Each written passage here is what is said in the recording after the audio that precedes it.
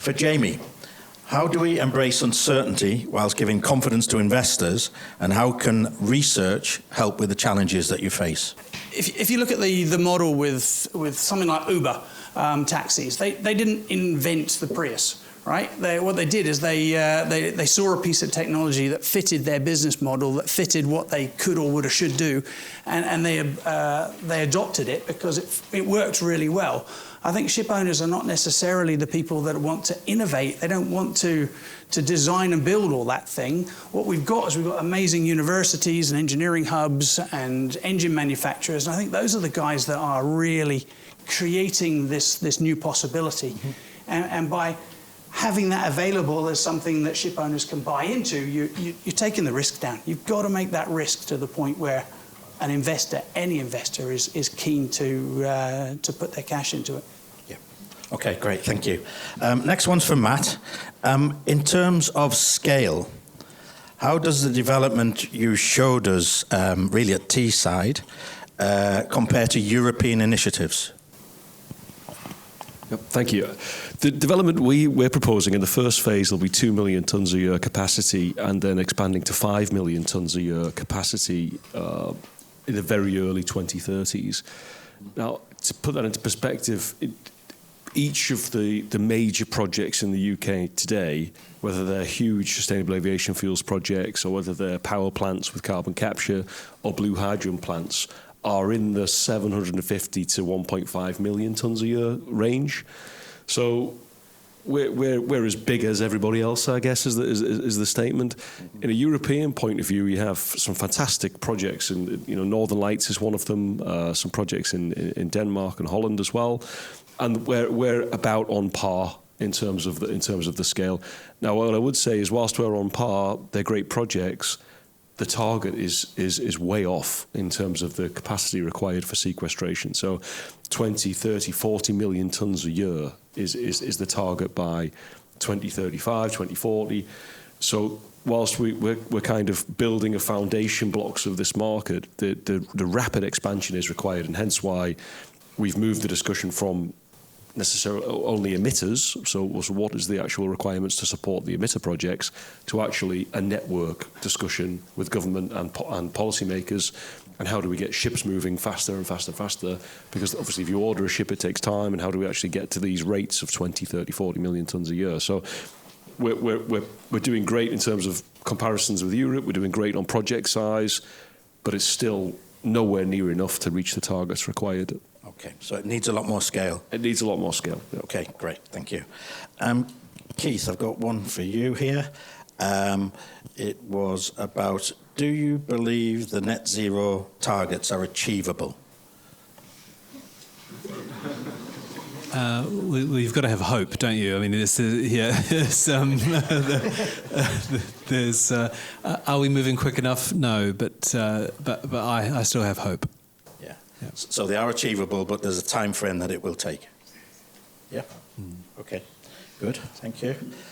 So for Ioannis, let's have a look here. There was a few that maybe could be applicable to your area. The nutshell of this question is, what do you think could be done in policy and regulatory space to reduce those perceived risks, to then allocate capital for a just and equitable transition for operators of different sizes? Yeah. So what could be done for policy and regulatory space to reduce perceived risks, so capital will be allocated? Yeah. Okay, that's a tricky question. I mean, there is consensus, I think, academically and scientifically, that some measures need to be stricter. So there is evidence, scientific evidence, that, for example, market-based measures like a carbon levy and clarity about this could help accelerating the transition and incentivize, or on the other hand, disincentivize ship owners to invest in green or disincentivize them for not investing, let's say, in non-green vessels. A significant dimension here is the role of green finance, because we don't see this happening in practice. So, for example, in the US, major US banks are not really in practice giving priority to green investments when it comes to shipping. So I think it's a combination, and we need always to take into account the inherent volatility in the shipping industry. So, for example, we talk about EU ETS or we talk about carbon taxes.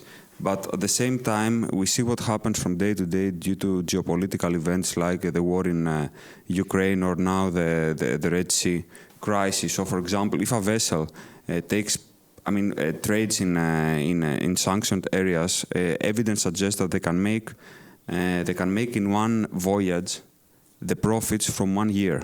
So in that case, and if we take it into consideration, what is the role? I mean, how much can you incentivize these cases, through a carbon tax or through EU ETS? So I think it's a very complicated question. But my short answer is that there need to be stricter, market-based measures. Okay, thank you. And we got one for Mark here.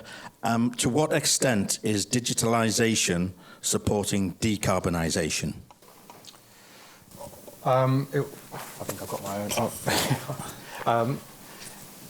To what extent? Well, it is in some ways. So certain things like ports are starting to explore how they can better optimise journeys is one big way, and that's helping.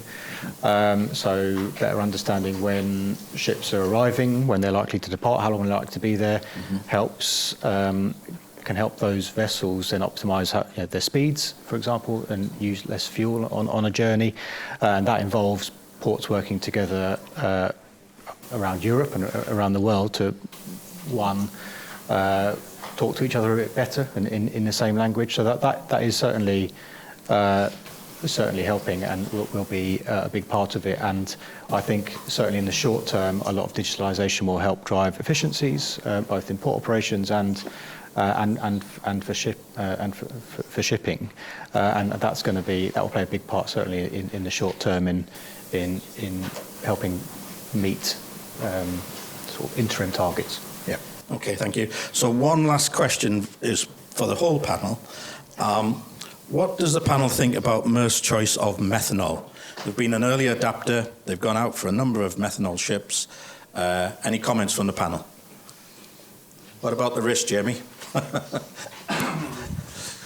So I think it's awesome that everything we do is a great exploration into this, and I think in many ways it marks the difference between the big operators with a huge R&D capacity to go into that sort of stuff versus the smaller people who just don't have the capital to go down that pathway alone.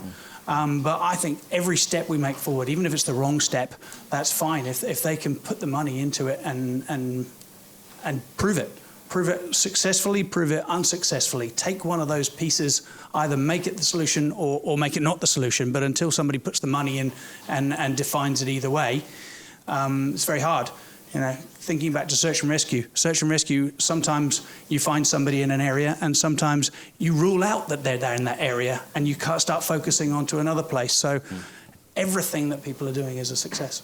Yeah. Okay, thank you. Yeah, go on, Ioannis, and then Keith. Sorry. Yeah.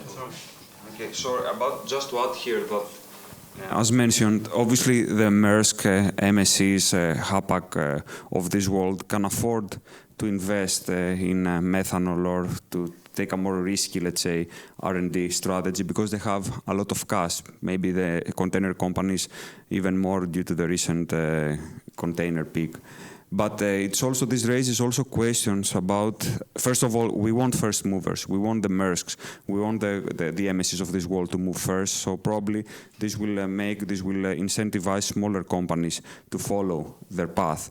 But also this raises also questions and uncertainty about the survival of smaller shipping companies in this changing environment and with this increased investment required. Okay, thank you. Keith?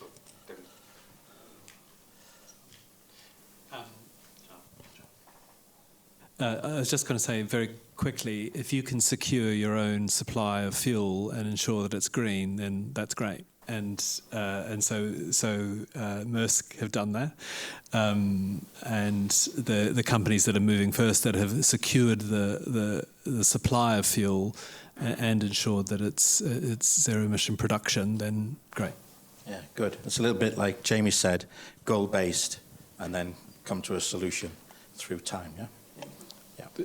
Just one point on selfishly on terminals and storage of fuels. We currently don't bunker anything, so we don't store any of the fuels for the shipping market. But we do obviously talk to a lot of people asking for ammonia or methanol storage, and we currently store an awful lot of methanol. It's not necessarily a particularly challenging material to store, but it's a very, very dangerous material to handle in terms of its ability to put out fires or to even see fires. And ammonia as well in its own right is very, very difficult to permit with the HSE and local council. So it's not that we can't do it or we don't want to do it, it's just that it won't be as straightforward, I don't think, to actually handle as people perceive at the moment. So.